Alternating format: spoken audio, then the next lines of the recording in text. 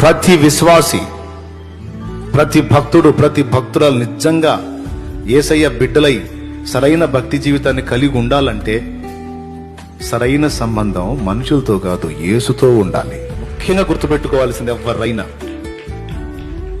అలాగా దేవునితో వ్యక్తిగత సంబంధాన్ని ఏర్పరచుకొని చెట్టు వేరు భూగర్భంలోనికి ప్రవేశించి ఏమేం మేలు పొందిద్దో తెలుసా? భూగర్భంలో ఉండే అద్భుతమైన సారాన్ని తీసుకుంటా ఉంటుంది. ఆ సారమే అది పైన కొమ్మలేసి, అణగొమ్మలేసి, ఆకులేసి, కాయలు కాసి, పూలు పూసి ఈ కథ అంతా జరగాలంటే దానికి సారం ఎక్కడి నుంచి వచ్చింది? భూగర్భంలో నుంచే వచ్చింది. కాబట్టి దానికి పోషణ భూగర్భంలో నుండే, దానికి సారం భూగర్భంలో నుండే, దాని ఫలింపుకు కావలసిన సకల సదుపాయం భూగర్భంలో నుండే. అంతేకాదు పెను తుఫానులకు, జడివానలకు అది పడిపోకుండా దాన్ని స్థిరంగా నిలబెట్టాలన్నా కూడా భూగర్భంలో దాని వేళ్లు పటిష్టంగా పట్టి ఉంచితేనే.